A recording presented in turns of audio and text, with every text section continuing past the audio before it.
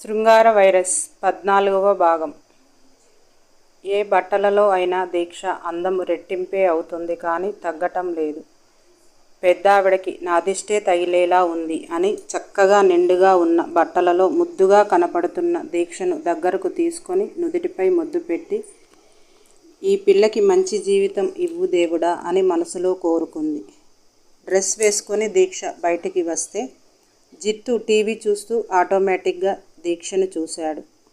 ఆ పిల్లను కనుక హీరోయిన్ చేస్తే కాసుల వర్షం కురుస్తుంది, 10-15 సంవత్సరాలు ఇండస్ట్రీని ఏలేస్తుంది అని తన మనసు మార్చుకోంది.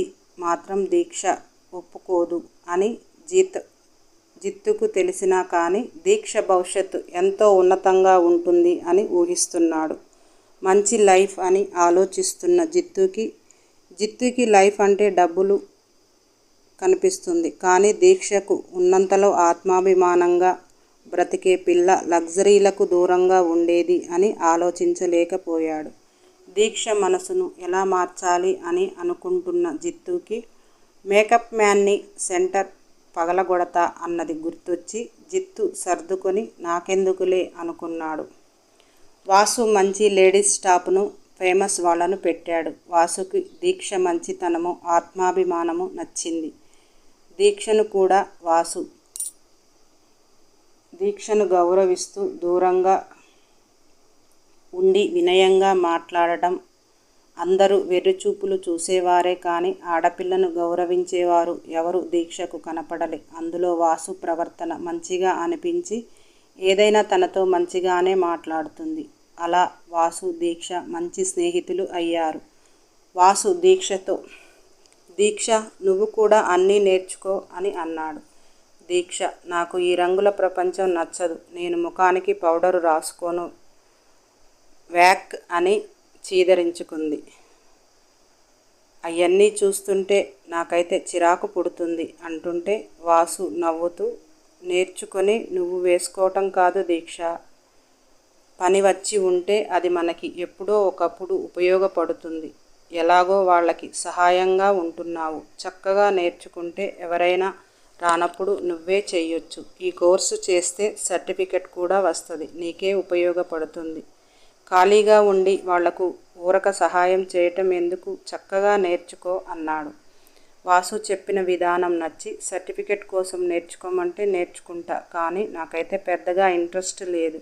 ఈ కెమికల్స్తో ఉన్నవి అన్నీ పెట్టుకుని ముఖం పాడు చేసుకునే దానికంటే ఏదీ పెట్టుకోకుండా ఉన్న ముఖం చాలా అందంగా ఉంటుంది.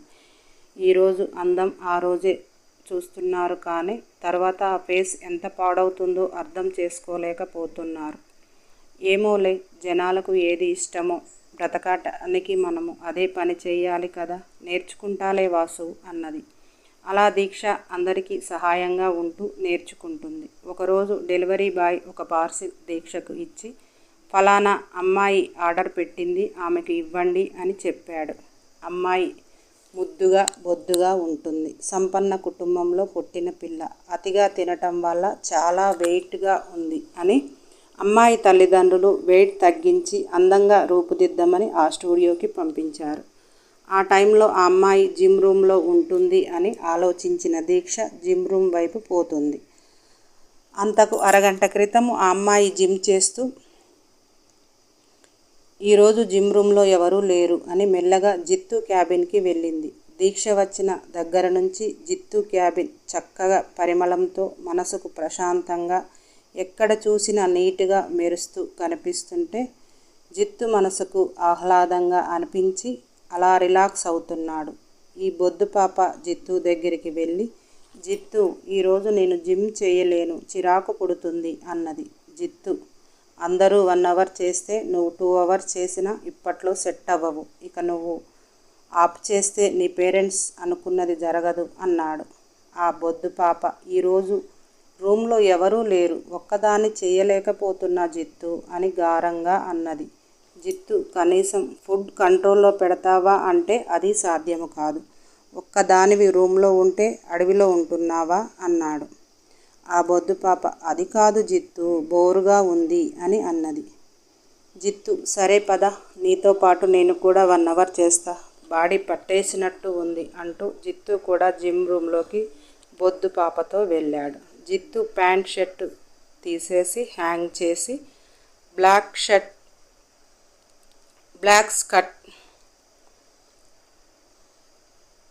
కట్ బనియన్, తెల్లని అతని దేహం, కండలతో హైటుకు తగిన వెయిట్తో జిత్తుని చూస్తున్న బొద్దు పాపకు ఏదేదో అయిపోతుంది. ఒక్కసారిగా జిత్తుని చేరి వెనక నుంచి గట్టిగా హగ్ చేసుకుని, మా డాడీ నిన్ను ఇంటి అల్లుడను చేసుకుందామని నన్ను ఇన్ని పాటలు పడమంటున్నాడు జిత్తు. నన్ను పెళ్లి చేసుకోరాదు? కోటాను కోట్ల ఆస్తి, నువ్వే పని చేయక్కర్లేదు, లైఫ్ అంతా ఎంజాయ్ అని అంటుంటే జిత్తు ఆ బొద్దు పాపని ముందుకు తెచ్చుకొని, నేను పెళ్ళి ఎవరిని చేసుకోను అని గతంలో మీ ఫ్యామిలీకి చెప్పాను. నీకు చాలాసార్లు చెప్పాను. అయినా కానీ మళ్ళీ అడుగుతున్నావా అని అన్నాడు. ఆ బొద్దు పాప, నేను బొద్దుగా ఉన్నానని చేసుకోను అంటున్నావు. నువ్వు పెళ్లి చేసుకోకుండా ఎందుకు ఉంటావు? ఏదో నన్ను దాటేయటానికి అని అలకగా ముఖం పెట్టింది.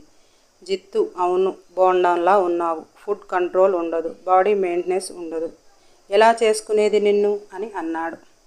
ఆ బొద్దు పాప, నువ్వు ఫుల్గా డ్రింక్ చేస్తావు, నువ్వు కూడా నాన్ వెజ్ తింటావు, మరెందుకని నువ్వు లావుగా లేవు, చాలా స్ట్రాంగ్గా ఉన్నావు, డ్రింక్ చేస్తే ఇంత పొట్ట వస్తుంది అంటారు కదా అన్నది. జిత్తు, మందు తాగినప్పుడు ఫుడ్ కంట్రోల్గా తినాలి. మందు, నాన్ వెజ్ అసలు చేరనియొద్దు. నాన్ వెజ్ తిన్న రోజు చాలా తక్కువగా తినాలి. ఏ ఇష్టమైన ఫుడ్ ఉన్నా కానీ అలా టచ్ చేసి వదిలేయాలి. అంతేకాని అమాంతంగా కడుపు నిండేదాకా తినకూడదు. ఎప్పుడైనా మందు ఎక్కువయ్యి నాన్ వెజ్ ఆ రోజు తినాల్సి వస్తే 3 గంటలు జిమ్ చేస్తాను. తినే విషయంలో మనసు కంట్రోల్గా లేకపోతే వర్కౌట్లో మనిషి కంట్రోల్గా ఉండాలి. నువ్వు గంట చేయటానికి ఇంట్రెస్ట్ లేదు, చేయబుద్ధి కావటం లేదు అని ఏదో ఒక సాకు అంటూ జిత్తు జిమ్ చేస్తూనే బొద్దు పాపను కూడా చేపిస్తున్నాడు. జిత్తు చేస్తున్న వర్కౌట్కి చెమటలు కండల మీద మెరుస్తుంటే బొద్దు పాపకి బాడీలో వైరస్ వేడి పెరుగుతూ జిత్తుకి కూడా వైరస్ పెరిగేలా మాటలు అంటూ జిత్తుతో కలిసి జిత్తుని తాకుతూ తనతో పాటు వర్కౌట్ చేస్తూ బాబులో ఏదో ఫీలింగ్స్ని కలగజేస్తుంది. జిత్తు, ఏంటి వర్కౌట్ చేయటం ఆపేసి ఎక్కడికో తీసుకెళ్తున్నావు అని అన్నాడు. జిత్తుని అమాంతంగా హగ్ చేసుకుని, ఇది కూడా వర్కౌటే కదా జిత్తు, ఇంతకంటే ఎక్కువ చెమటలు రప్పియొచ్చు అంటూ రెచ్చగొడుతుంది.